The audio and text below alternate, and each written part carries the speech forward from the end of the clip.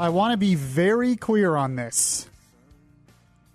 The only one who is ultimately responsible for the shooting of Steve Scalise, the 2 Capitol police officers and 1 other aide, and targeting Republicans on that baseball field, the only one who is really ultimately responsible is the shooter. I tweeted out and sent a Facebook post yesterday that I saw almost immediately blame being thrown out everywhere. It was blame for lack of security, blame the guns, blame political rhetoric, blame the left, which has been going on today. And I said, gee, I hope soon we can actually get around to blaming the shooter. But maybe that's too much to ask. They are awaiting the congressional baseball game. The bipartisan congressional baseball game is about to go on any minute. They're waiting for the first pitch today. This is Beyond Reason Radio. I'm your host, Michael Yaffee, the voice of reason in a world that is beyond reason.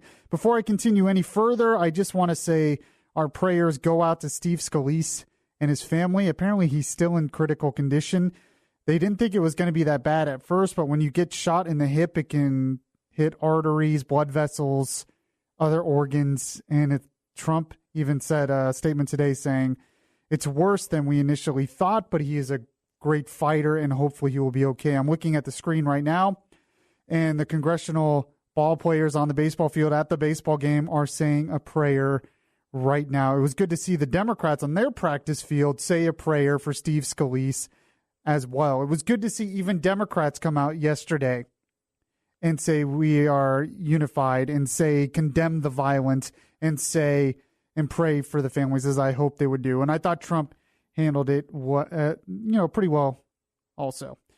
We're going to talk about this because I want to give my take on this, because the initial act is obviously horrifying, but as in many situations like this, the reaction is almost as scary. So, and I also want to get your calls, 407-916-5400, text to 23680, and get your takes. I know a lot of people will probably disagree with me. And we have Tom Benson producing as well today. And how are you today, Tom? I am doing fine. And just a comment on who to blame for this. You're absolutely right. The gunman is the sole guy who has the responsibility for what happened. However, a lot of times the blame game starts because people are looking for an explanation as to how something like this could happen. Well, that's true. And there's no doubt the media and everything, people want to believe in bigger explanations. And we see that with everything. But I almost found it immediately before we even knew what happened. I went on Twitter, immediately after the shooting was reported yesterday. Mm-hmm. And I went on Facebook. Mm-hmm. And I was already seeing prominent conservatives that I like, that I know, already pointing out how the left condones hateful and the left condones violence and they're partly responsible, and the left is already saying, this person on the left already says it's a good thing that this happened. And immediately, and then I saw people on the left blaming guns, blaming Trump. Immediately, we were pointing fingers and throwing the blame game. And I thought, we don't even know. At the time, I was like, and I had people on my Facebook do the same thing. And I thought, we don't even know what happened yet. We have at the time, we did not know. All we knew is that someone was shot. That was it. And yet we immediately pointed fingers.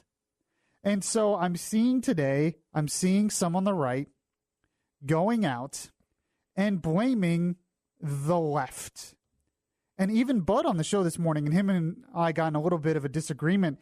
He said the people like Bernie Sanders and Nancy Pelosi, because of their rhetoric against Trump and their dislike of Trump and everything that's going on, he even said they have blood on their hands, that Bernie Sanders has blood on their hands. Michael Savage is saying the same thing. Rush Limbaugh, Sean Hannity, they're all saying the same thing. And it's so tempting for me to get behind this microphone and be like, this is the left's fault. Their rhetoric is ruining this country and yada, yada, yada. But I just can't do that because I don't think it's true. There has been no one, I'm sure you can agree with this, Tom Menson, there has been no one that has been calling for civility in politics more than I have behind this microphone. Oh, sure. In the past few months. Mm-hmm. I have been calling for civility. I have been talking about how the left is overplaying their hand. I've been talking about the Democrats have gone too far. But that being said, I have never heard Bernie Sanders or Nancy Pelosi or Barack Obama or any of these people call for violence against Republicans. I've never heard them call for violence. And we say, well, their hatred of Trump can lead into that. And I'm saying, I've seen a lot of rhetoric against the left. I saw a lot of extreme rhetoric against Obama. And in fact, one of the person who probably had the most heated rhetoric in the past couple of years is Donald Trump. Mm-hmm. Donald Trump has had a lot of heated rhetoric. I don't blame Donald Trump. I don't blame conservatives. I don't blame the left. I blame the shooter. Okay? The shooter was a nut job. It is the shooter's fault. That being said, there is a problem with the lack of civility in politics in this country. But that lack of civility, and I'm seeing it everywhere, is so much bigger, in my opinion, is so much bigger than right versus left. We're immediately pointing fingers, and I'm thinking that's part of the problem, is we are immediately pointing fingers. But I think the extreme rhetoric, I think the extreme divide is so much bigger, and the heated political rhetoric is so much bigger than right versus left. I can't get on here. You know, I believe it or not, I have friends who are Democrats. I have friends who are liberals. I know, right? I work with them, some of them. I'm not going to get on here and say they are responsible for this shooting. I can't do that because they're not. And once we start going down the road, what really worries me here is once we start going down the road of blaming heated political rhetoric for this kind of stuff, then if this ever, and put the shoe on the other foot, if this ever is turned around and you happen to have a Republican shoot a Democrat for some kind of political reason, then it's going to lead back to us. And I don't want to go down that road. And I know the Democrats are going to do that. I know the left has already done that with the Gabby Giffords thing, and we'll play a montage a little bit later that points that out. And so our initial reaction is to fight fire with fire, as we've been talking about forever. Our initial reaction is to fight back. Well, they did it to us. Well, we should do it to them. And I'm saying, stop. Stop with this insane blame game every time there is a tragedy. Do you all agree or disagree? 407-916-5400, text to 23680. I want to give some examples here, by the way. I talked about how I disagree with Bernie Sanders more than anyone on his policies. But Bernie Sanders has actually been pretty consistent in not condoning violence and promoting free speech. Go ahead. This is Bernie Sanders in response to the shooting yesterday. I am sickened by this despicable act, and let me be as clear as I can be. Violence of any kind is unacceptable in our society, and I condemn this action in the strongest possible terms. Real change can only come about through nonviolent action, and anything else runs counter to our most deeply held American values. So I'm supposed to blame him for the shooting yesterday, even though he totally condemned the violence? And then there are other people on the left that we could blame for their heated rhetoric against Trump. But then I hear comments, and the biggest example that I'm going to play, I have a cut from Bill Maher and a cut from Elizabeth Warren, and Bernie Sanders actually said something similar to this. There's not audio of it, but he did. When the whole thing was going down with Ann Coulter, and the whole thing was going down with the riots on the Berkeley campus, We all remember that. These people, you would think, oh, if they're to blame for stuff like this, they're going to condone the violence on college campuses. They're going to say it's a great thing. But they didn't do that. They did the opposite. In fact, go ahead and play Elizabeth Warren for me, Tom Benson. Look, Ann Coulter has just gotten a much bigger platform because someone tried to deny her a chance to speak. My view is let her speak and just don't show up. If you don't like it, don't show up. So she said on the Ann Coulter thing, let her speak. If you don't like it, don't show up. Yet I'm supposed to blame her for the violence yesterday? I can't stand Elizabeth Warren. I don't like her in any way, shape, or form. But I'm not going to go as far as to say she is partly to blame for the shooting yesterday. I can't do that. And then we have Bill Maher here. Bill Maher said something similar when the whole Ann Coulter thing was going on. This is what he said. An issue that's always near and dear to my heart, the First Amendment, because Ann Coulter ran into a little problem this week. I know, we don't like Ann Coulter's views. You do. I like her as a person. Yeah, I never agreed with one thing she ever said. That's different. Okay, but I was the speaker at Berkeley a couple of years ago, and they disinvited me, and then they got their act together, and I wound up doing it, and apparently that's what's going to happen with her, I think. But Berkeley, used to be the cradle of free speech, and now it's just the cradle for fucking babies who don't. And I feel like, this goes on all over the country on campuses. They invite someone to speak who's not exactly what liberals want to hear, and they want to shut her down. I feel like this is the liberals' version of book burning. Yeah. And it's got to stop. So that guy, Bill Maher, is one of the, most extreme leftists out there, at least in the public square. But he came out and defended Ann Coulter against that violence. And I'm supposed to blame him for the shooting? No, this finger pointing on everything that happens has got to stop. He said that's got to stop. It's got to stop. Because, as Jesus said, before you remove the speck out of someone's own eye, remove the plank, before you move the speck out of another eye, you move the plank out of your own eye. We have had heated rhetoric too, and I'm not against that. I think political debate is a good thing. I think bold honesty against the other party when they're doing stuff that's, destructive to the future of the country, I think is a good thing. But we've gone way beyond that. We've gone to the point, and both sides do this, where we care more about hating the other side than promoting our side, than promoting liberty and freedom in our policies. It seems like our first priority is to hate the other side instead of promoting, and then we forget why we're doing this. When our first reaction to a shooting is to start pointing fingers, my initial reaction was, why are we even doing this? Why are we even in politics anymore if all we're doing is pointing fingers and calling the other side evil? And people say the left is the only one who does that. I just listened to, I was trying to find audio of Michael Savage because he had said something this week. I couldn't find the exact audio. We're going to talk about that in the second hour. But I was listening to some of his show from this week, and he called the left evil 5 times in his show. So if we're going to point the finger at the other side when they say stuff like this, then then you have to blame Michael Savage. But I don't, because that's part of free speech. That's sort of the beauty of American politics. But I do agree with one thing.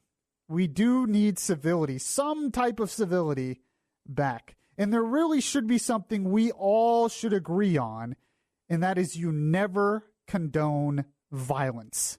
No matter how heated it gets, you don't condone violence. You don't condone violence in this case. You don't condone violence when a congressman attacks a reporter. You don't condone that kind of violence either. You don't do it. I want to talk more about this, and we'll take your calls and texts as well. 407-916-5400. Text to 23680. This is Beyond Reason Radio. I'm your host, Michael Yaffee. We'll be right back.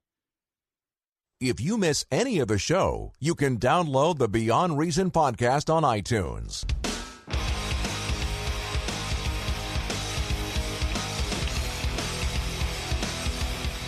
The voice of reason in a world that is beyond reason is back now. Welcome back to the show, everyone. This is Beyond Reason Radio. I'm your host, Michael Yaffee. We are on till 9 p.m. tonight. If you miss any of the show, though, you can catch the podcast anywhere podcasts are available. You can also call if you want to comment. You're listening to the live show here on News Radio 102.5 WFLA. You can call 407-916-5400 or text to 23680. And we have Tom Benson here producing tonight as well. We've been talking about the reaction to the shooting in Alexandria of Steve Scalise, who is still in critical condition. Just want to pray for him and his family, and pray for any of the other families involved in anybody else who is injured. And the baseball game, the congressional baseball game, is about to start. Looks like they're doing the national anthem right now as we speak on the baseball field. But we've been talking about how it really did trouble me yesterday how immediately we started pointing fingers. And the fingers went in all different kinds of directions. To the right, to the left, to Trump, to Sanders, to guns, to everything. And it was almost immediate. And to me, as I said before, our heated political rhetoric is so much bigger than right and left. Something else is going on that's bigger than right and left. And you can't just blame Bernie Sanders or Nancy Pelosi and say they have blood on their hands when they have never condoned violence like this. And once you start going down the road that heated political rhetoric leads to stuff like this, then that leads to wanting to silence speech, free speech in the future. And anytime you do that to the other side, it will come back and bite you on your side. Now, I do want to say this. There are some elements in the radical left. I mean, the very extreme elements in the radical left that are violent. We've seen it with Antifa, and we saw it with some of the protests at Trump rallies. We've seen some riots that, yes, they are violent. So our temptation is to blame the entire left for it, instead of blaming just those radical elements. And I thought about this. It kind of hit me on the way in the show today. It's exactly what we're doing with radical Islam. There's an extreme element in Islam, a minority sect in radical Islam that's causing problems. Now, this sect is a lot bigger than the radical left element in this country, but I'm just making a comparison. But our temptation is to blame all of Islam. There's so many people out there that they see the radical minority element in it and see the jihadism, and our temptation is to blame all Muslims and all of Islam for terrorism. And now we're doing the same thing with the left versus right stuff, that we see a shooting like this, and our temptation is to blame the whole entire left. But I just can't do that, whether you like it or not. There are going to be people in this country that disagree with you. There are going to be people in this country on opposite party of you. There are going to be people in this country that are on the left side of the political aisle. No matter what we do, they're going to be there. I want to defeat them politically. I want to elect people that represent my beliefs in office. But you're naive to think we're just going to defeat them and get rid of them completely. It's never going to happen. So we have to have a civil discourse, a passionate discourse, but a civil discourse when it comes to this stuff. And we can't just lump everybody in the same pile. And the other side has been doing it to us for a while. There is that temptation because they do it to us. They like to lump us. So you have the really extreme elements of the right, and you get media outlets, and you get Democratic politicians, and they lump all conservatives into one basket, or every Republican into one basket. And you can't do that. We're a country of individuals. It's a little bit more complicated than that. But in terms of the blame game, it's now going to both sides. First, we have people like Sean Hannity on Fox News, who is blaming basically the rhetoric from Bernie Sanders and the left for the shooting yesterday. This is what he said on his show yesterday. I could spend hours on this program giving example after example of these left-wing celebrities, these Trump detractors glorifying violence against the president of the United States, and virtually no one on the left has denounced this vile behavior, especially Soros-Clinton groups that attack conservatives for everything they can say.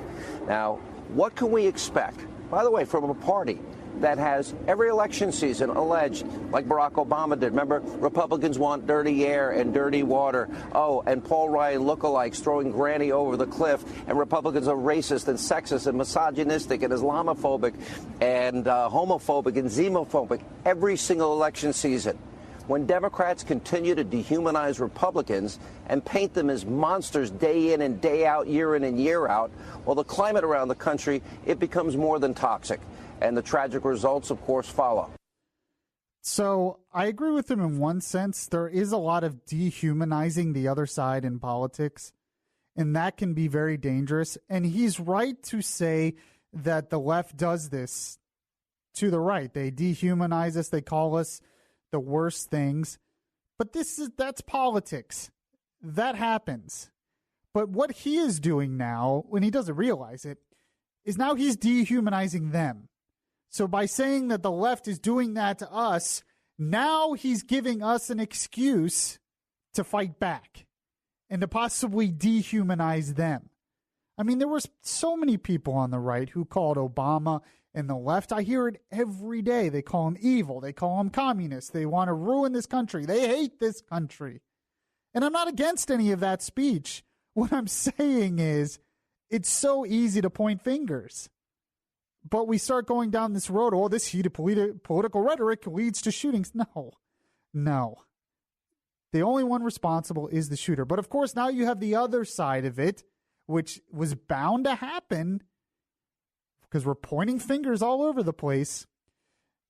This is a Republican Representative Mark Sanford, who was on MSNBC yesterday, and he decided to blame Trump. Here it is. What are you worried about today in the aftermath of yesterday? That we won't learn from it. I mean, history is a great teacher if we look back and actually examine it. If we examine what, Mika was talking just a moment ago, I would argue that the president has unleashed is partially, again, not in any way totally, but partially to blame for demons that have been unleashed, whether it's what I saw at a senior center back home and people saying F you and F you and F you to each other at a senior center, a retirement center, where they're going to see each other playing croquet the next day, or with what happened, again, not with what happened yesterday, but the fact that, you've got the top guy saying, well, I wish I could hit you in the face, and if not, why don't you, and I'll pay your legal fees. That's bizarre. We ought to call it as such. And what I've said, back home when some of these people have been, frankly, weird and different in a town hall meeting, I said, what is going on? And they'll say, look, if the guy at the top could say anything to anybody at any time, why can't I? I think we all need to look for ways to learn from what happened yesterday and to say, wait a minute, this is a pause moment. Now, I will agree with him on one thing. This could be a good time of reflection for our country to kind of look back and say, whoa, this political rhetoric in this country has just gotten out of control. And like I said, there are big reasons for that. One of them is social media. One of them is the fact that people don't think before they post. People don't think before they speak. People don't use reason and common decency before they post something on their Facebook page. And that's something that needs to change. That's something that we have to do as a society. But to go down this road of blaming Trump and all this stuff, that was inevitable. So now in one day we have a shooting, we have a congressman that's still in critical condition, and we've all just started pointing fingers everywhere. I haven't even gotten to the gun control aspect. That's already started too. Gun control and how it's the gun's fault, the inanimate object, it's its fault that this happened. It's ridiculous. It's the shooter's fault. And if you want to blame any rhetoric, you only blame the rhetoric that condones and outright calls for violence. If that is not happening, we can't go down this road of blaming them. 407-916-5400. Text to 23680. I want to play the voice of reason of the day. We have our voices of reason of the day and much more on this topic. This is Beyond Reason Radio. I'm your host, Michael Yaffee. We'll be right back. If you heart Beyond Reason Radio, listen to the Beyond Reason Radio podcast on iHeartRadio. Just download the iHeartRadio app and search Beyond Reason Radio. This is Orlando's Smart Talk Radio. Beyond Reason Radio continues now. So the New York Times had an editorial today that was talking about this whole political rhetoric in response to the shooting in Alexandria of Steve Scalise. And they had the editorial tried to make the connection once again, that was been debunked, of Sarah Palin and her political action committee or whatever having crosshairs for congressional districts as targets and saying that has somehow a connection to Gabby Giffords being shot. Well, it turns out the New York Times has had to retract that story. They have had to make corrections in that story. There was a lot of backlash to that because it's been debunked over and over again. And they deserve a lot of backlash for that because it was just ridiculous. So a little bit later in the show, I'm going to talk about that because that reaction to Gabby Giffords and that whole thing is why I think is a big reason why some on the right now are pointing fingers to the left.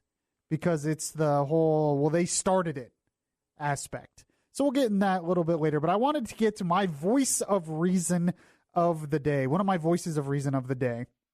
And believe it or not, it's actually Tucker Carlson on Fox News. On his show last night, and the headline for this, when I saw it, was very misleading and made it seem like he was saying pretty much what Hannity said. But when I actually went and listened to his whole comments here, I think he was actually very reasonable, very fair, and very right on the money in terms of how we should react to the shooting yesterday. By the way, the baseball game is going on right now. It's probably the first time it's ever been fully televised.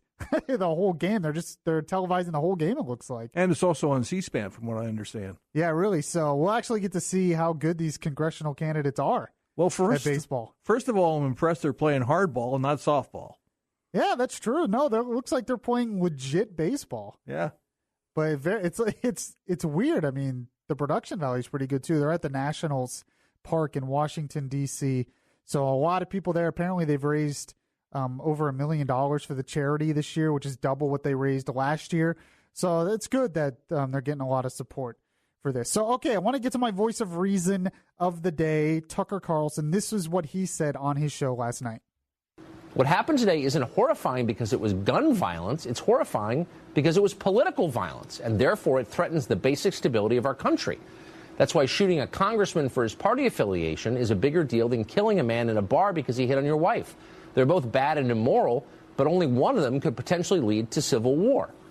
Now, some on the hard left understand this, and that's exactly why they support it, because political violence could lead to the dissolution of a country they despise, our country. Huffington Post writer Jesse Benn tweeted his approval of Scalise's shooting, quote, "The world would be a better place without him, end of story." Benn's only criticism of the attack was its limited scale. Quote, "For violent resistance to work, it'd need to be organized. Individual acts can be understandable, but likely counterproductive or ineffective."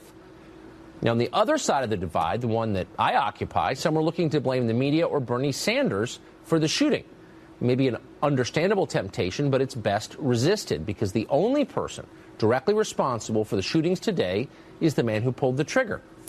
That said, there are maybe some lessons we can learn from this. One is that in this volatile moment, people with megaphones ought to be responsible about what they say.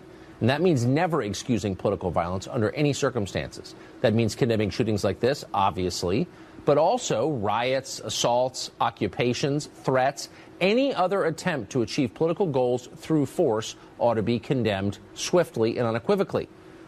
Being responsible also means being intellectually honest and not implying that you know more than you actually do know. If, for example, you believe, Russia had improper involvement in last fall's election, that's fine. Make your case. Explain yourself. But don't accuse your political opponents of treason unless you've got hard evidence they committed treason. That may seem obvious to you, but there are big ratings in conspiracy theories these days, and some can't resist. They should resist. Above all, don't dehumanize your political opponents. The people you disagree with are still people. Politics is not a referendum on virtue. It's not a holy war. It's a debate about how best to run our country. And reasonable people can disagree on that, as they have for hundreds of years. The other side isn't evil. They're just wrong. More than anything, they're our fellow Americans, our kin, and that means far more than our differing views on Obamacare or marginal tax rates or even Russia. Keep that in mind, and you won't lose your decency. So he said a lot of great things there. I mean, he wrapped up basically what I've been saying today.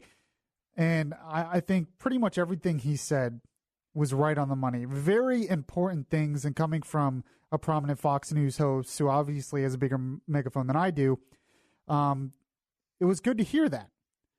The first thing he said is, yes, there are elements in the hard left that are condoning violence because what they want is the destruction of the country.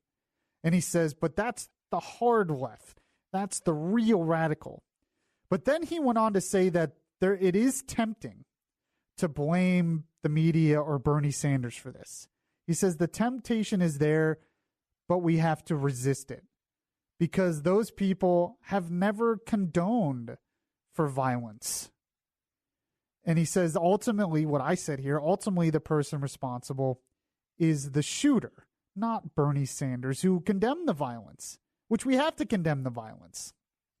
Then his next point was actually really good as well, that we could have learned some lessons from this, and that's responsibility.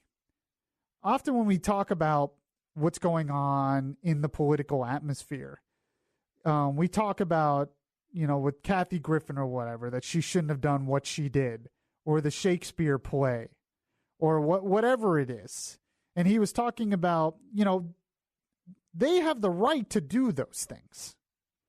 But there's also a responsibility from those with a big megaphone to, be responsible in what they say. Make sure they have the facts. Make sure they think about it. And I would even extend that beyond people with big megaphones. I would extend it to everyone on social media. The fact is, and I see it every day because I have a lot of fans here and everything that follow me on social media, and I follow a lot of other people on social media. I see some of the most vicious things said to each other, said on social media. Sometimes the people on the same side, but a lot of times people on the other side. It happened yesterday. I had people comment yesterday calling Hillary Killery. This is Bernie Sanders' fault. They're trying to destroy the country. Somebody sent me a meme that had Bernie Sanders and it said domestic terrorist on it. There has to be, and especially in my position, it's tempting to do stuff like that because it gets attention. I've talked about that on the show before. It is so tempting to do stuff like that because it gets attention. And there's a lot at stake in what's going on in the world. And we want to be right and we want to win. But things get so heated, and there has to be a point of personal responsibility to maybe not do that so much. To maybe think before you speak. That's one of my biggest criticisms of Trump during his election and his Twitter. I don't mind you tweeting. I don't mind you saying things, but think before you speak. Have a rational understanding of what you're going to say before you say it. Don't just blindly react, because that leads to anger and it leads you to admitting of saying things you don't want to say. I mean, that's what that's what a good parent would teach their child, isn't it? Think before you speak. But we're not doing that, and that's part of it's the social media, 24-hour media world. Part of it's the want of attention, the want of fame. Controversy leads to that kind of attention. But that kind of stuff has to stop. The other point that Tucker made that was actually really good, and I was talking about this before, we have to stop demonizing our opponents to the point where we dehumanize them. And I'm sorry, but both sides have been doing this for a while. I saw it under Clinton. I saw it under Bush. It's ratcheted up each time. It seems like I've seen it under Obama, and I see it under Trump, to the point where the other side, we don't even look at them as people anymore. We don't look at them as fellow Americans anymore. We look at them as sort of devils. And when you have that mindset towards another person, then that's what it leads to violence. That's why Antifa does what it does. Antifa, that radical leftist group, because they have convinced themselves that conservatives like Ann Coulter or Donald Trump, that they're Nazis. They're just like Nazis or the KKK. They're just devils that are destroying this country. So they justify their violence in their head because they have convinced themselves that they're fighting against people who deserve the violence.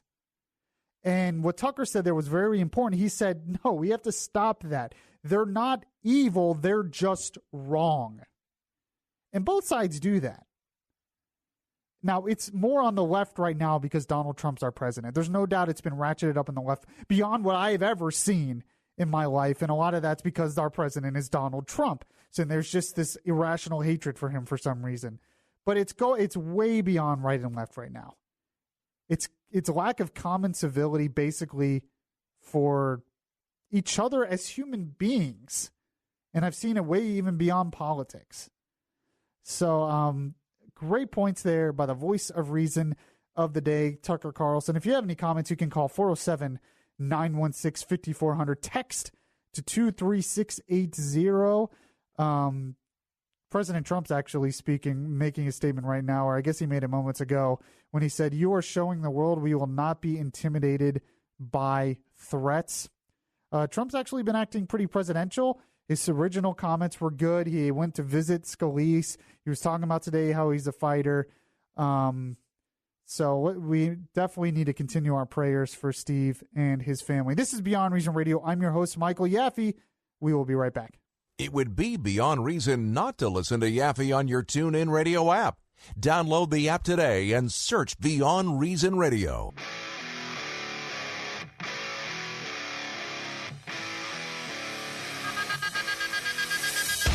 The conscience in your ear telling you the difference between right and wrong.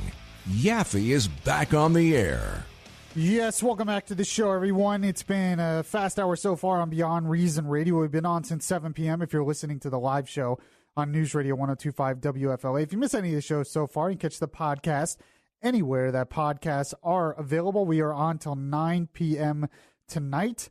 I just got a text that came in. It says, Yaffee, you are correct and you are wrong. He says, you are trying to tame issues that cause wars.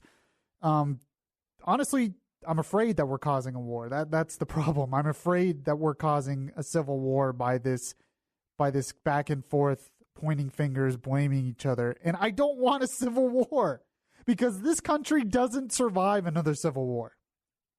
It would not be like it was before, where you have the South versus the North and an organized army. It would be chaos. And I don't know if this country could survive another civil war.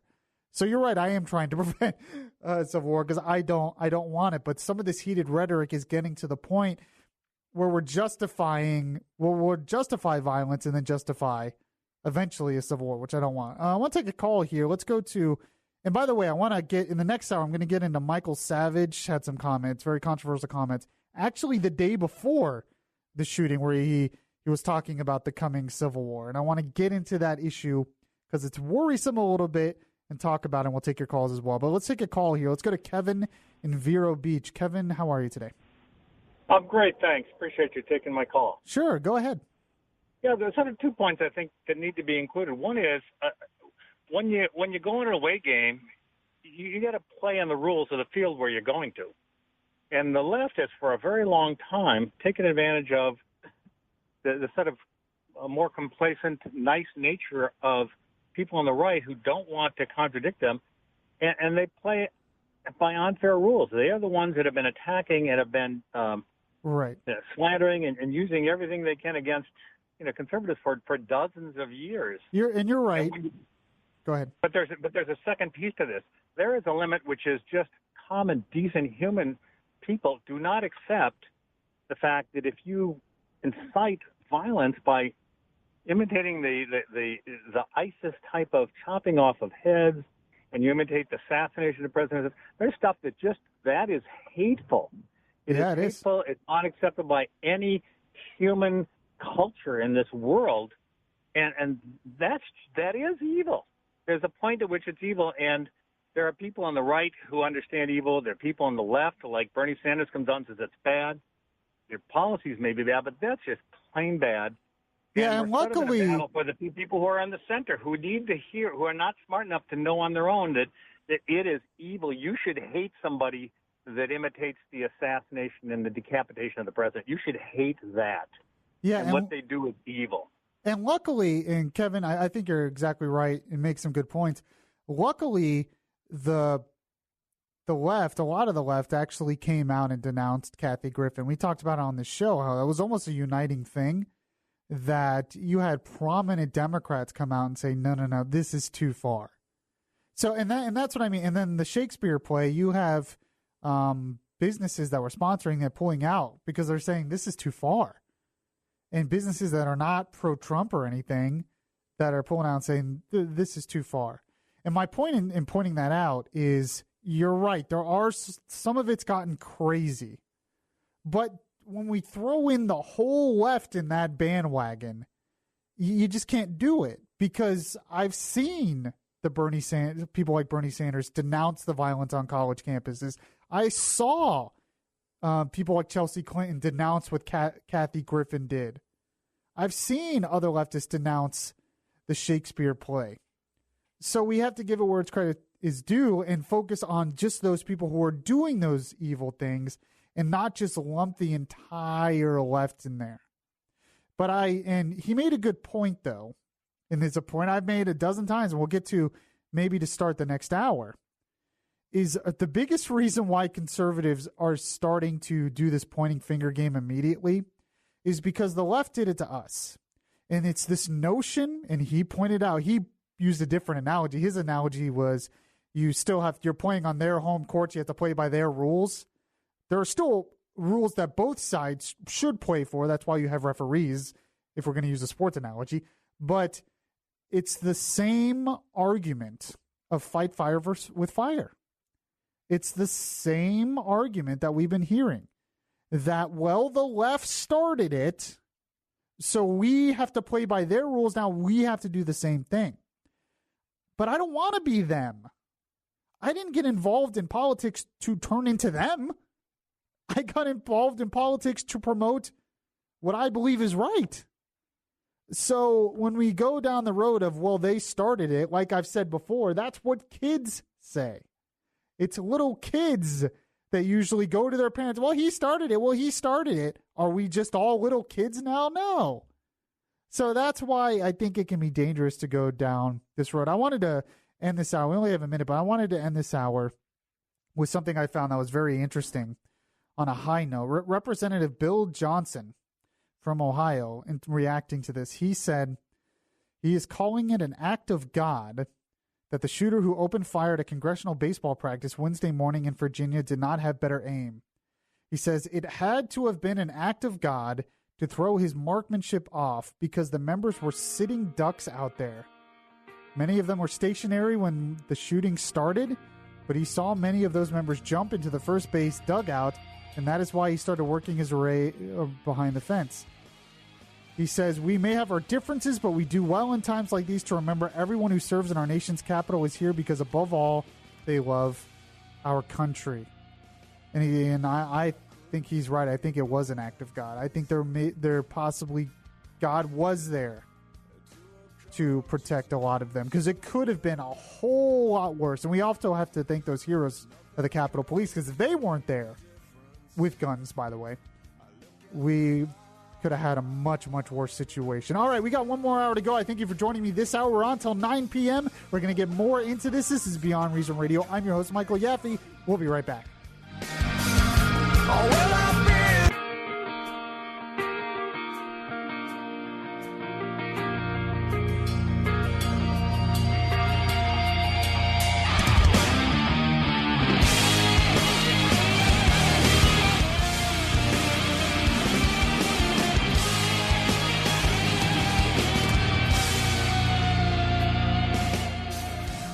So the congressional baseball game is going on right now. It's continuing on right now at National Park in Washington, D.C.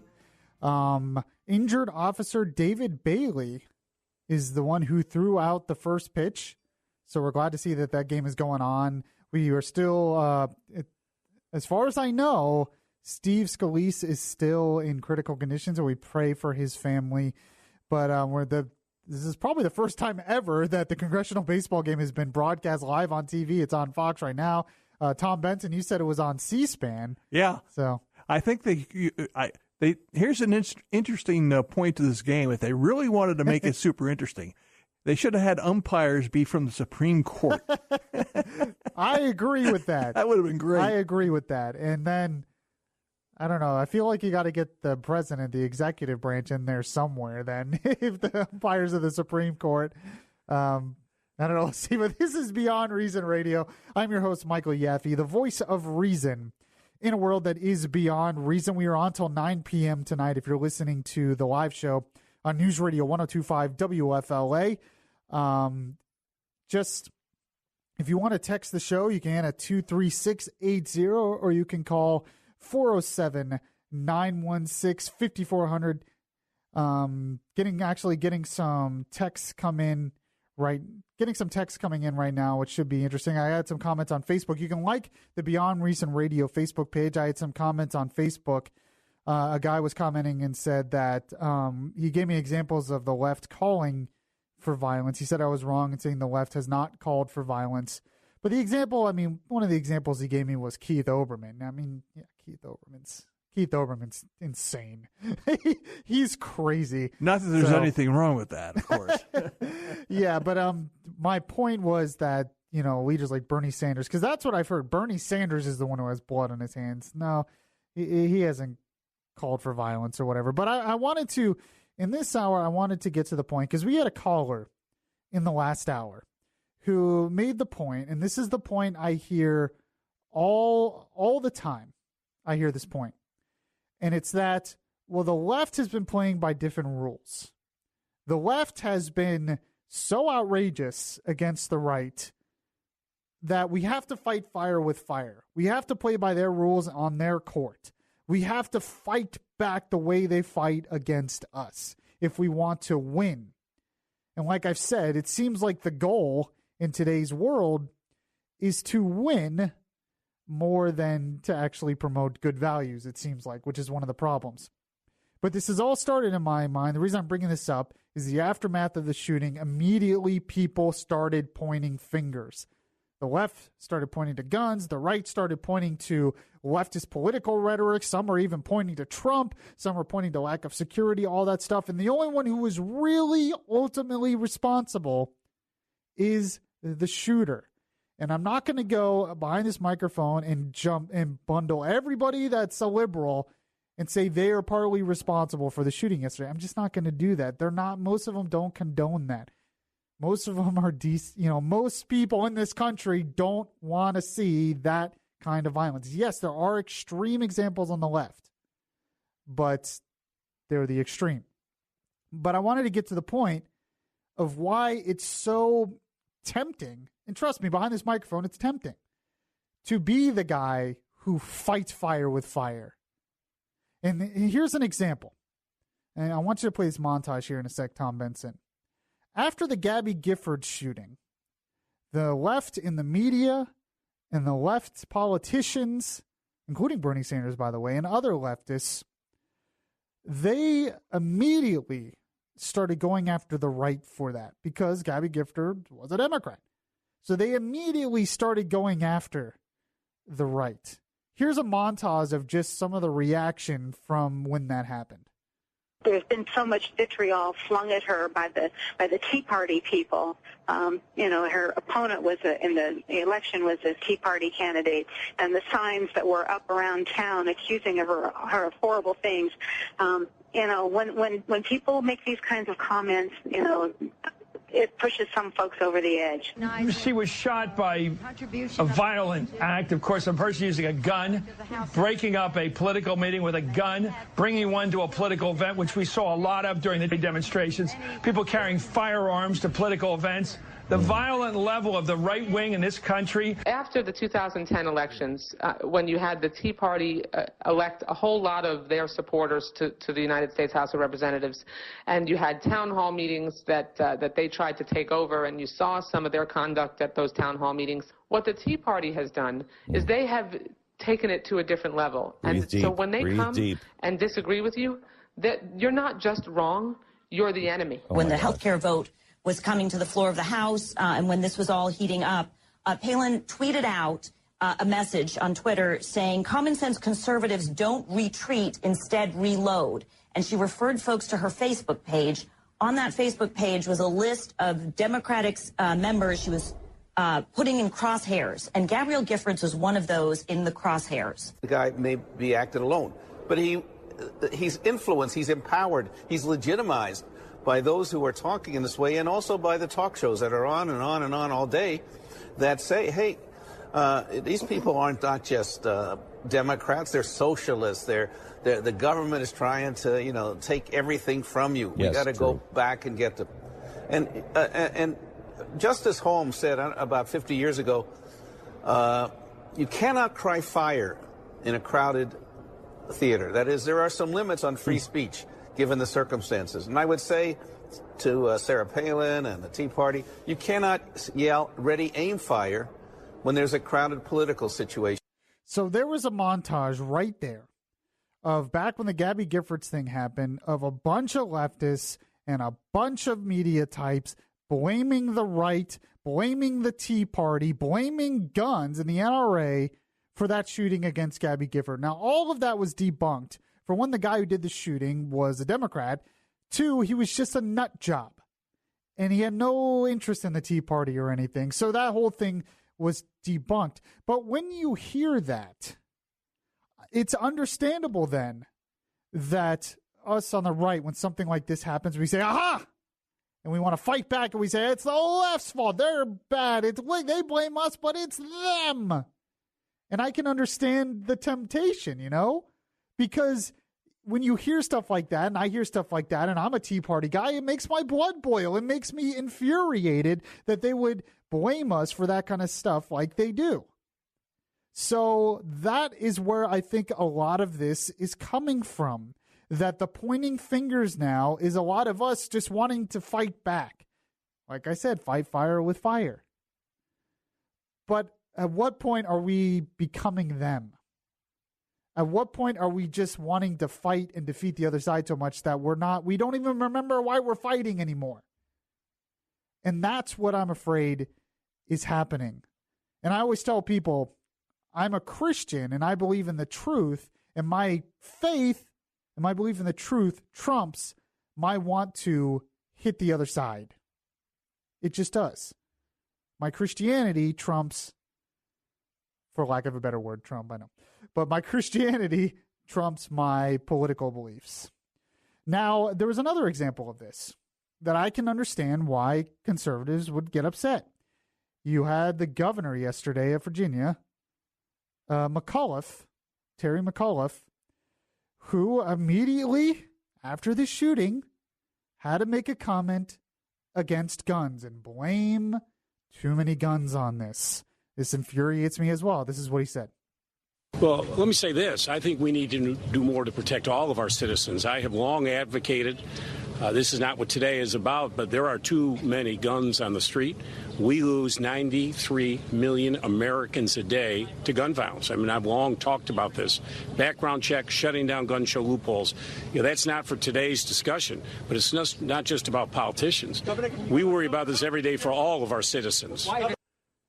So, first off, he said, it kills 93 million Americans a day. He obviously misspoke. Yeah. I mean, he meant 93. He meant, and then later he corrected it. That wasn't played as much yesterday. Later he corrected it. He obviously didn't mean 93 million Americans. Obviously, we would all be dead by now if it was 90. At the end of the week, we'd all be dead if it was 93 million Americans. I mean, he obviously didn't mean that. I'm not going to bash him. Think before you speak. Don't. But misspeaking happens. He corrected it later. But he immediately went to the gun.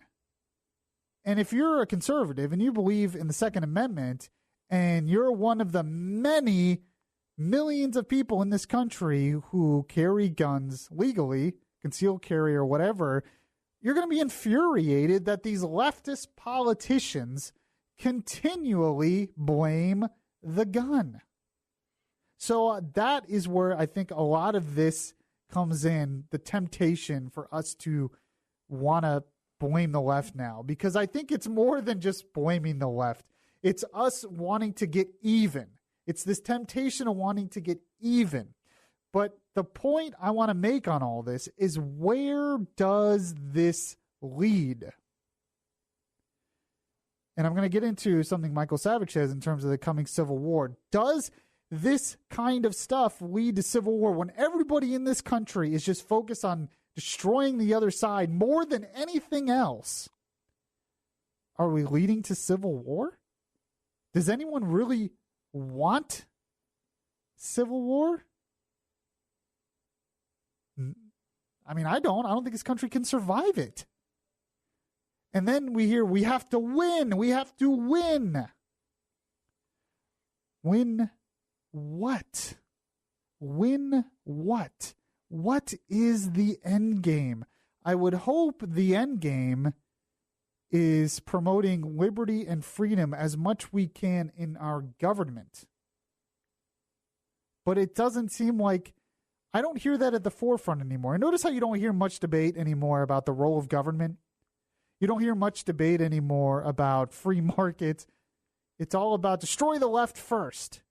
But you're never in a free society with political debate and free speech and the First Amendment and freedom of the press. You are never going to completely get rid of the other side. It's never going to happen. So we have to defeat them politically, and we have to vote in the right people.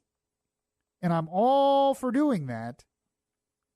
But I think we're getting past that point where we're starting to justify possibly leading to civil war, and I don't want that. 407-916-5400, text to 23680. This is Beyond Reason Radio. I'm your host, Michael Yaffee. We'll be right back. Listen to the latest episodes of Beyond Reason. Download the podcast at Spreaker.com.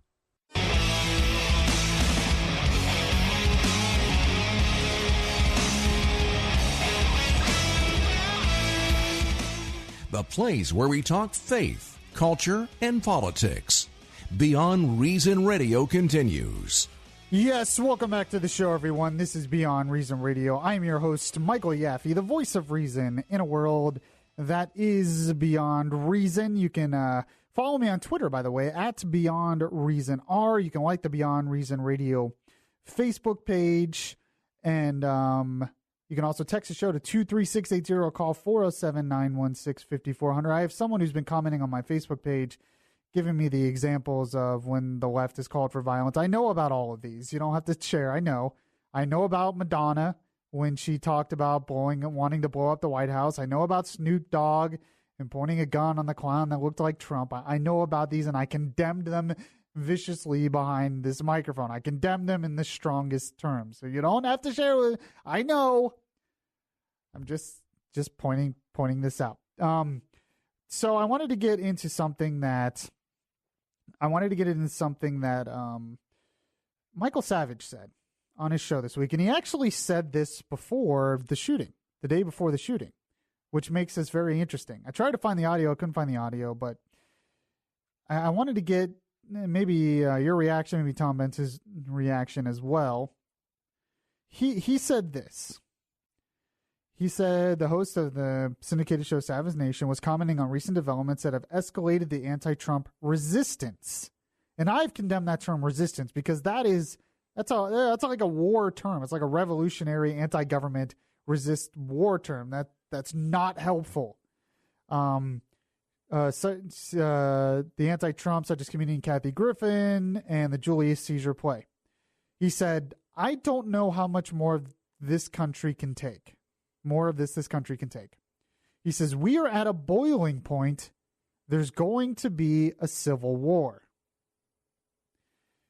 And then, in comments prepared yesterday as well after the shooting, he said he was upset that Trump actually took the high road, which is amazing. And he pinned blame for the attack on Sanders, contending that Vermont Senator stoked hate against Republicans and the rich. But before the attack, the day before the attack, Savage told his listeners, if they keep this up, I'm telling you there's going to be an explosion in this country. And I have to be honest with you, this is really what worries me, and it's worried me for a while, that the political rhetoric has heated up so much in this country, and a lot of the blame is most certainly on the left. There's no doubt. That we're called that it could lead to it could lead to violence. It could lead to a civil war. Now, this one guy was just one nut job. But when you see whole groups like Antifa and you see riots calling for violence, that can be a problem. The biggest thing, though, is now we're doing what the other side is doing. So we're saying the left is starting a civil war. So once you start saying that, then you're going to justify violence against them.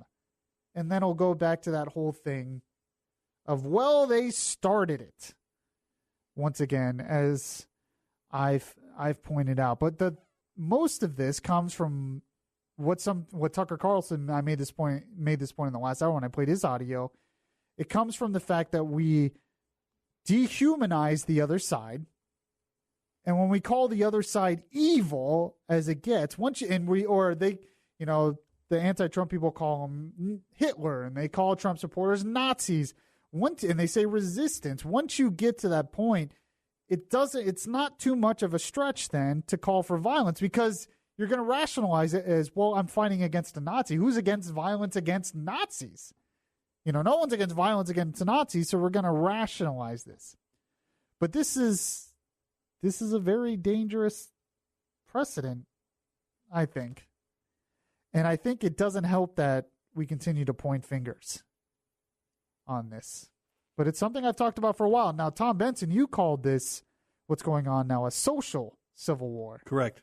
Which I like this. What do you think of Michael Savage's comments?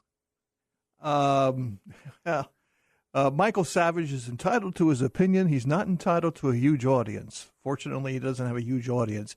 He has a lot of fringe type people. I thought he did have a pretty big audience. He does. He used to anyway. But I put him in the same pew if we're going to talk about church scenarios, and I like that. I think he's in the same pew as a Alex Jones, just really? A little out there, Yeah.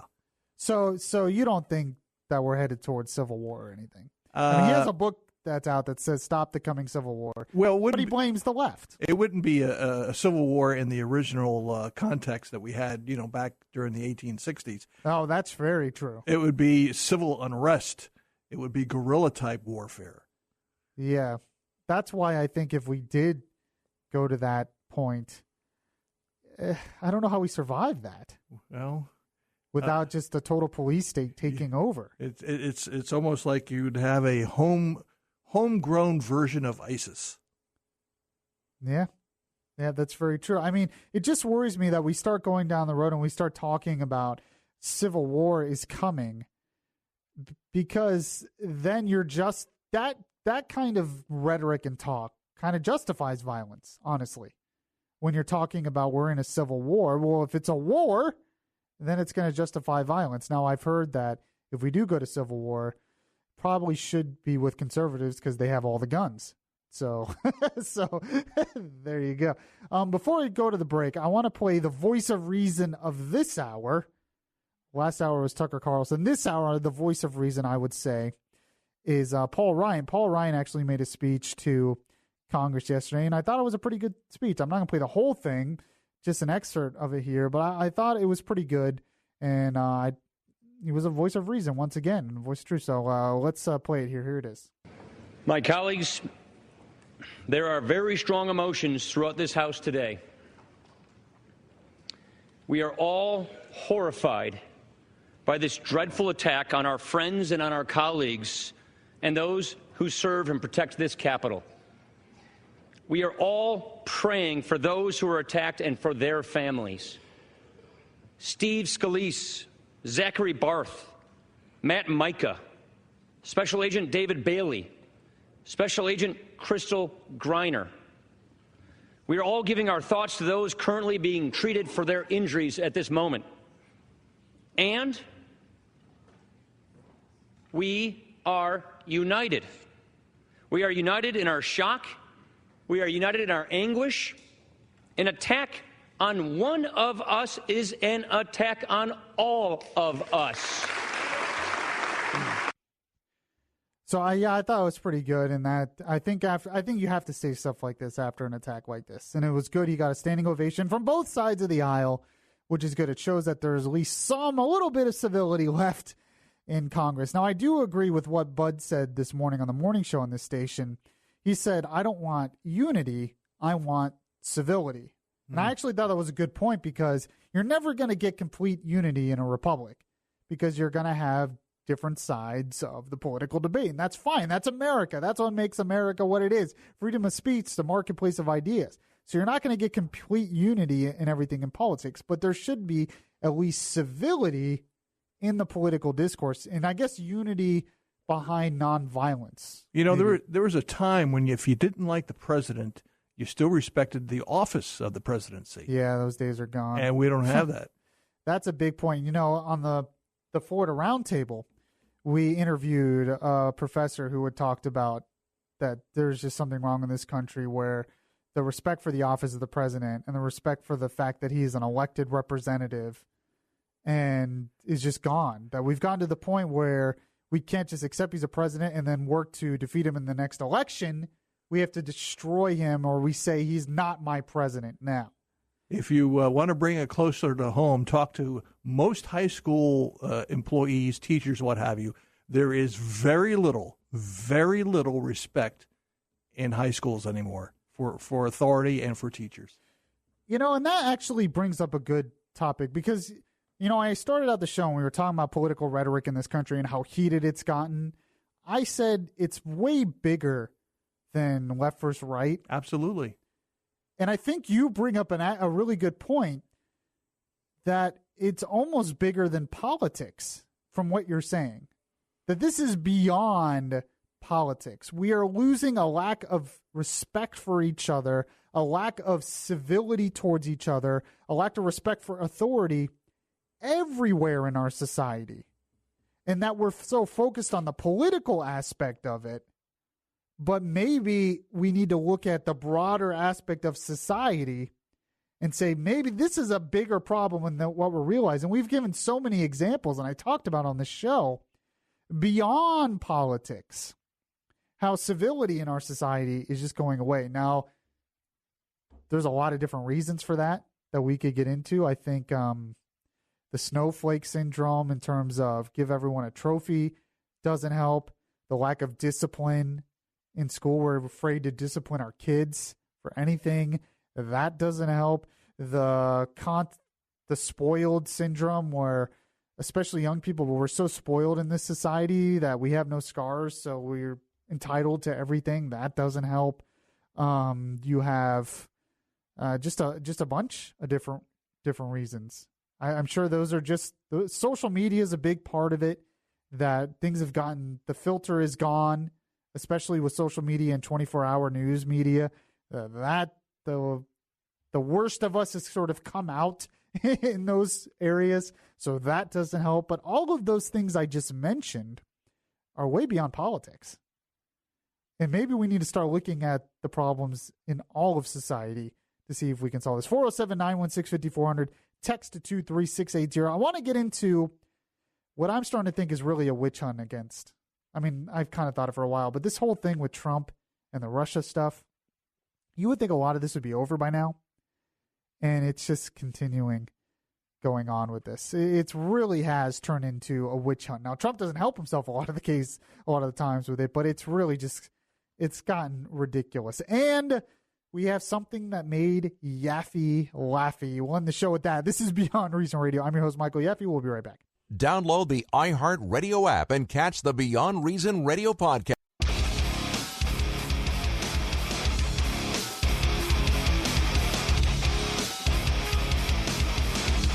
Your safe space for conservative thought, not for political correctness. Yaffee is back right now.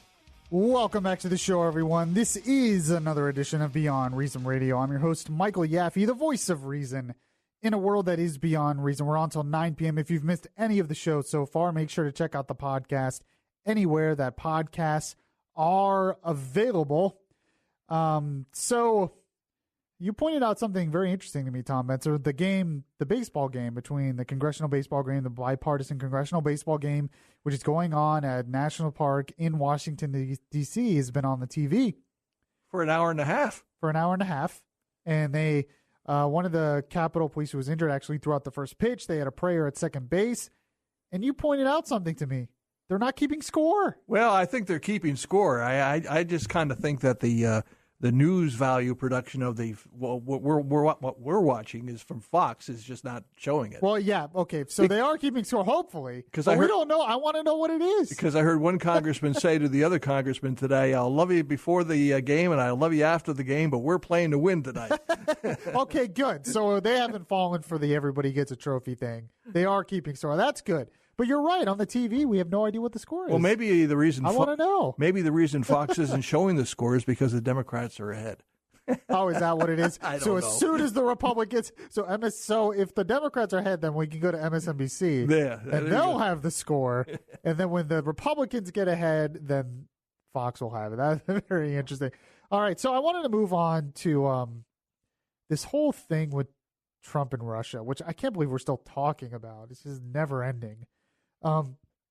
They came out this week from the Washington Post that the special counsel is investigating Trump over what they're saying is obstruction of justice, even though we've kind of gone over this by now. Most legal minds have started, well, not most, but a lot of legal minds have started to say this is not obstruction of justice. Doesn't seem to have any real proof of obstruction of justice.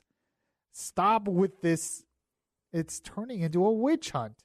And this all started based on what seems to be a false idea that Trump was in collusion with the Russians, even though, as Comey pointed out, he wasn't under investigation for that himself. So what's going on? Now, I've mentioned before, Trump didn't help himself. He seems to somehow keep bringing attention to this himself. Mm-hmm. Just, hey, we're not talking about this anymore. Hey, I'm going to bring more attention to myself and make this a big deal again and say something stupid about it. Well, the thing is, if he wants to bring attention to himself, accentuate the positives. Tell us what you are doing that's working. Yeah, and I think he's starting to do that a little bit. Because you're right, there is a lot of things he is doing. I mean, he wants to privatize air traffic control, for instance. I had some great pieces on that by John Stossel, and there was one in the Daily Signal today that I haven't had time to get to that went over how great that is. That's going to be great for the air traffic industry. It could eventually lower ticket prices because there will be a lot more efficiency involved, and how other countries in Europe and I think Canada privatized it, and it's worked a lot better, and we're really behind in that. So that's a good thing that Trump is doing, and it's not getting a lot of attention.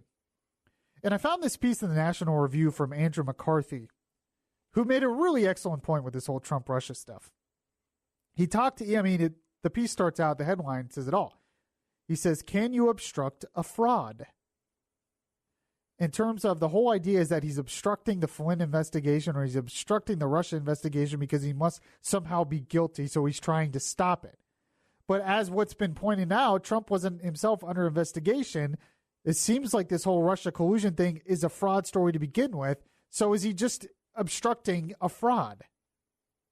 Now, it doesn't mean you have the right to obstruct justice in that regard, but I thought it was an interesting point. He said, maybe Trump objected to the fraudulent notion, which Comey led the world to believe, that Trump was under investigation for collusion. He says on March 30th, this is from Andrew McCarthy on the National Review, he says on March 30th, 2017, by his own account, then FBI Director James Comey told President Donald Trump that Trump himself was not under investigation. The third time he had given him that assurance. In fact, Comey told Trump that he had just assured members of Congress that Trump was not a suspect under investigation. He says, think about that. This was fully 6 weeks after that whole Oval Office meeting where he said, can you let the Mike Flynn thing go? 6 weeks after that. He was still telling Trump he's not under investigation, yet he would not say it publicly. Think about that. And then he points this out, Andrew McCarthy. He says, interesting thing about that, most of the time when public officials obstruct an investigation, there is a certain obsessiveness about it.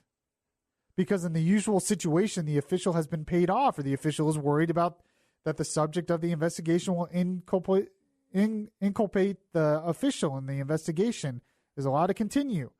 There is great pressure on the official to get the case shut down, but not Trump. He is of notoriously short attention span. And he points out that after the whole Flynn thing, nothing else happened with Trump. So Trump had that meeting with Comey where he said, I hope you let this go. But he said if Trump was obstructing an investigation, he was awfully passive about it. So he makes the point that he goes, the thing to notice, though, was that Trump never did it again. After Comey's description of this February 14th encounter, the word Flynn never appears again in Comey's written testimony. This appears to be the one and only time that Trump advocated on Flynn's behalf. So this one meeting where he said, I hope you let this go, and Comey admitted in his testimony that he has never seen anyone convicted of obstruction for a hope. It's never happened, and Comey admitted that in his testimony. So if this is the only time that the Flynn thing even came up with Trump and Comey, and Trump especially, how is this obstruction of justice? It's not. If it was obstruction, he would have been actively pursuing this a lot more. But after the meeting, it was never talked about. He wasn't doing anything. Unless Mueller has found something new. Yeah, and maybe he has. I don't know. It's just like, and I talked about this on the show after the Comey testimony, it seems like, once again, our focus isn't on the right thing. You would think all of this would be about investigating Russians' influence, trying to meddle in the election in every way they did it. And that's the real threat to this country. But once again, even this investigation is focused on Trump and this so-called obstruction of justice, which didn't happen. Andrew McCarthy says if Trump was obstructing an investigation, he was awfully passive about it. But Trump did not issue any such order. By the former director's own account, the words Trump used left the decision about pursuing Flynn to Comey's discretion, notwithstanding that as chief executive, Trump had the legitimate authority to order Comey to close the case. Moreover, at the time these events actually happened, Comey took no action consistent with someone who understood himself to be under a directive by the President of the United States. He and the FBI continued the investigation. That was something I pointed out, that if he was so-called obstructing justice, how come the investigation continued on unabated? There's no obstruction there. And then they're saying, well, him firing Comey is obstruction of justice. But I mentioned again, for one, Trump can fire him for whatever reason he wants to. And two, even when he fired Comey, the investigation continued on. That's right. And what's the deal today with Putin? You hear what Putin did today? He offered Comey I saw this. Asylum, political asylum, if you wanted it. He's welcomed in Russia. And he compared him to Snowden, which was weird. Yeah. I don't even understand any of that. That Putin is just like, I'm going to meddle even more because I'm Vladimir Putin. Play with their heads. Exactly right. Yeah, Andrew McCarthy continues on. He said, Trump not only did not stop them from doing that, he never asked about the matter again. After the immediacy of the president's anguish over having to fire his friend, Flynn seems to have faded from memory. Trump could have pardoned Flynn. He could have stepped in and ordered an end to the investigation at any time. He's never done either. He said Comey, meanwhile, also took no action, which shows he didn't think it was obstruction because he took no action and he continued the investigation. He now says he can't say for sure whether it was or wasn't obstruction, but he's a highly experienced former prosecutor and investigator who has handled obstruction cases. He's an expert in this area of the law. At the time it happened, he did not report to his superiors at the Justice Department that the president had committed obstruction, although he would have been required to if he had believed it had happened. So this is what he says. It says, my surmise, the Obama administration and the intelligence community conflated the real threat of Russian, this is exactly what I said, by the way, the real threat of Russian interference in the American electoral process with the false narrative of Trump campaign collusion in the interference. In an explosive announcement that departed from Justice Department protocols against commenting on investigations, then Director Comey gave congressional testimony that induced the media to report and much of the public to believe that Trump was a prime suspect in an FBI investigation. But he wasn't. Trump knew that this was not true because Comey had already told him. So Comey had led the world to believe that Trump was under investigation, but Trump knew he was not under investigation, and Comey knew he was not under investigation. So obviously Trump would have been upset, and that's why he fired Comey, because he didn't like that Comey would not come out publicly and admit that he was not under investigation. In fact, that's what Andrew McCarthy says. He says, what the president appears to have objected to and to have sought help refuting was what he saw as the fraudulent claim advanced by Comey and perhaps others in the intelligence community that he personally had colluded with Russia in connection with the election and that he was a criminal suspect. So he objected to the intelligence community and Comey suggesting that Trump was involved, even though they knew and Trump knew he wasn't. He said that is not obstruction of an investigation. It is objection to a narrative that the intelligence agencies knew was false, yet refused to correct, no matter how much it was, and is damaging Trump's capacity to govern. So it showed out, and other people have pointed this out, and I agree, that it's obvious if Trump knows he's innocent and he knows he's not under investigation and he's trying to do the country's work, but there's this cloud of the Russian investigation still going on because Comey won't admit it in public, I can understand why Trump will get upset. And other people could understand it as well. So, but now it's moved on from that, as Trump pointed out in one of his tweets. Now it's not about Russia colluding anymore because that narrative has died. And now it's about obstruction. And the witch hunt continues. 407-916-5400. Text to 23680. This is Beyond Reason Radio. I'm your host, Michael Yaffee. We're going to do things that made Yaffee laffy coming up next. If you like Beyond Reason Radio, well, make sure to show it by liking the Facebook page at facebook.com/Beyond Reason Radio.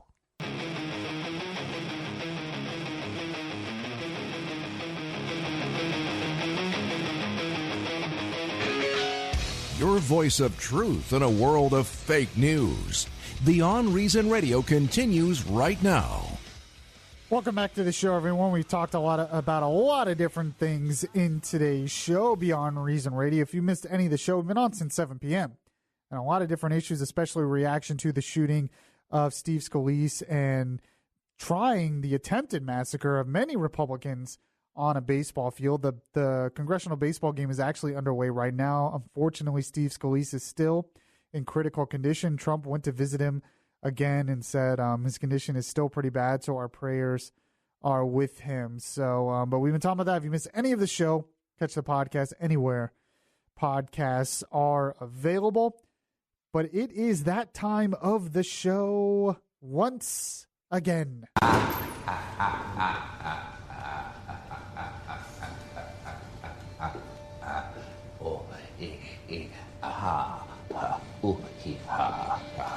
Yes, it is time for something that made Yaffee laffy. And I just found this story, by the way, Tom Benson. Okay. We'll see. I think you'll like it. It's from the Washington Free Beacon. Mm-hmm. Here's the headline. Man who robbed bank to avoid living with his wife sentenced to home confinement. So he wanted to go to jail to get away from his wife. Yes, he did. A 71-year-old man who robbed a bank in Kansas City, Kansas, to avoid living with his wife was sentenced to home confinement this week. A federal judge on Tuesday sentenced Lawrence John Ripple to 6 months of home confinement, 3 years of supervised probation, including 50 hours of community service, and ordered him to pay $227.27 to the bank he robbed. I guess that's how much he stole, $200. He says Ripple robbed the Bank of Labor in Kansas City in September. He walked into the bank and handed a note to the bank teller and said, "I have a gun, give me money." After the bank teller handed over $2,924, Ripple sat down in the bank lobby waiting to be arrested by police. All right. That's funny. I've never heard anything like this. He said court records said Ripple wrote the note in front of his wife telling her he would rather be in jail than live at home with her. It's just... How old was he? 71, you say? Yeah. And they've probably been married for like 50 years? I mean, what was happening in this household that he just it got so bad? I mean, I'm not married, so I don't know, but I can't imagine hating your wife so much. Divorce wasn't an option, I guess, at this point. Too expensive. He says, Takasha Ramsey, Ripple's public defender, told U.S. District Court Judge Carlos Magria that the defendant suffered from depression after undergoing heart surgery in 2015. Ripple said that he felt better after finding the right medication and said prison would be more of a punishment for his wife than for him. Oh, jeez. So is this like a worse punishment for him? I think so. It's just so on a lighter note. I just think it's funny he went and robbed the bank and then sat down. Waited to be arrested. I don't know where they got some of the number from. He was ordered to pay him $227 to the bank. I don't know.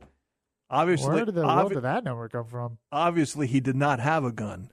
He just made the threat. Yeah, that he had one, but he really didn't. I mean, it reminds me of some comedian from back in the day did a whole bit where during Christmas time he kept trying to be arrested. Oh gosh, Red Scout. Is it Red Skelton or what's that guy's name? There was a comedian named Red Skelton, but I don't remember that. Red Skelton. I think it was him. I don't remember that routine. Yeah, so I think it was him who did it. My mom loves him, but he did a bit years and years ago, I think, where he was trying to be arrested over Christmas because it was cold and he wanted a warm bed and food, and the whole episode, the whole bit, is he can't succeed. Everything he does, it doesn't work. And then at the very end, a family offers to take him in, and then he gets arrested for, like, jaywalking or something right after so he's like, no, wait, I don't want to be arrested now. So I thought it was pretty fun. All right. Thought we'd end on a lighter note today. All right. Thank you all for listening today. Make sure to like the Facebook page, Beyond Reason Radio. You can send me a friend request on Facebook. Just search Michael Yaffee. I will accept it. Or follow me on Twitter at Beyond Reason R. And make sure to check out the podcast anywhere podcasts are available. I thank Tom Benson for producing. Want you to all have a great weekend. And, well, I'll catch you guys next week. Oh, well,